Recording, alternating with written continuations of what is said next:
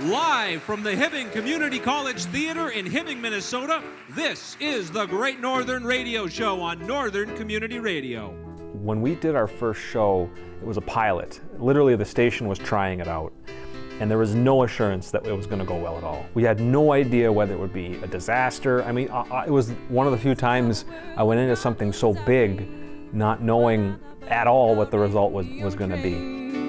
Forget your troubles with the people you know. What I admire is it's easy to have the idea.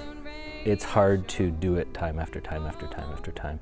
And now it's 6 years. It's, I don't even know how many shows, at least 20 to 40 shows, somewhere in there that you've had to do the work. And I know, talking to him and working with him, that it just has to get done.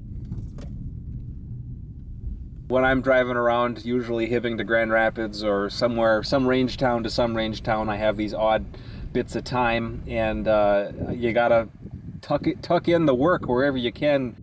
You don't get 8 straight hours to sit and do this. You have to fit it wherever you can. About a month before the show, I'm writing the script.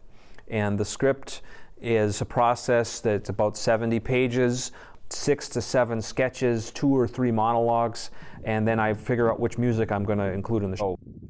Really, whether it's teaching or writing the show or writing my column, my agenda is simply to make people aware of this place.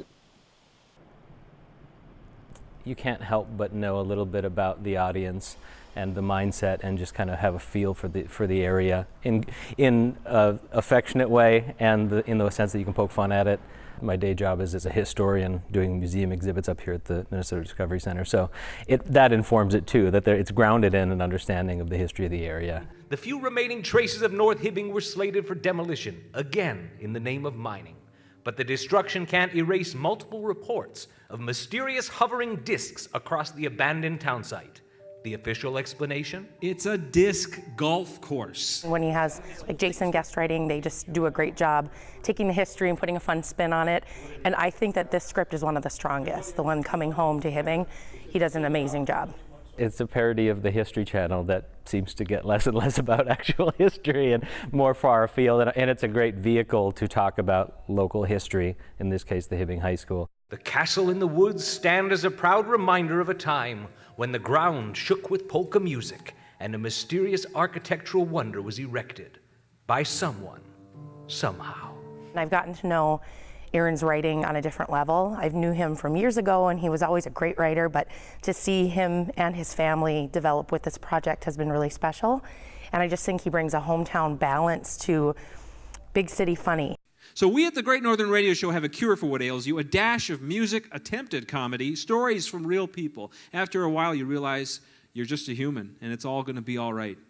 Well, once you say yes to Aaron, you don't say no later on. It's a fun group. I feel like every time I learn something new from the musicians, from the other actors. Save me, somebody save me now. Well, hi everybody, thanks for joining us. By now, we've been through the ringer with the rehearsals. This one has been unusual in that it's gone, I shouldn't say the... No, stop. Come on, say it. It went pretty good.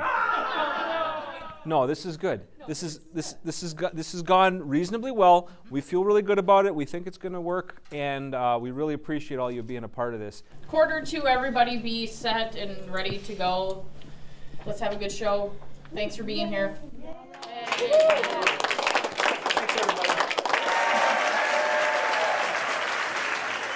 At first, we really struggled to get people to come to the shows. It's grown, though. I mean, we definitely average close to 300 people typically at our shows now, which is remarkable, really, for what it is. It's not like we put on a play. We're not in costume. It's radio. We got our scripts up there. Part of the fun is watching the chaos of a radio broadcast. You show up at 8:30 in the morning one day, and by 7 o'clock you've given people a show. It's somehow come together. Hibbing High School, the castle in the woods, a marvel of construction and ornate decoration. Nearly a century after its completion, it continues to inspire admiration and awe in visitors and locals alike. History tells us that it was built with mining dollars as an inducement to move the town of Hibbing south in order to allow access to rich iron ore. But is that the real story? How could a town of poor immigrants, many of whom did not even speak American, house such an architectural marvel? I love the ephemeral. I'm a theater person, so I love that.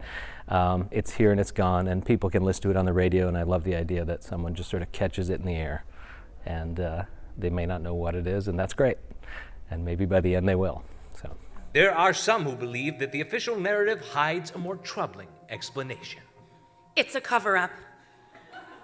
They don't want you to know the real story. It was aliens. We have the podcast on the website now. You can listen to the old shows, and we try to produce them to be like albums. You know, you can revisit an old show. It's not like it's overly dated. Typically, it's just life in northern Minnesota, and things that people will identify with. You're traveling to Hibbing so fast. I don't know what the future is, other than I have the privilege of doing this show, and I'll do it as long as they let me. And whatever comes of it is no longer important, so long as people are enjoying it. And I hear from people who contact me and say, I was in a low place and I had the radio on and this thing came on, I didn't know what it was, and it just made me glad I lived here. Remember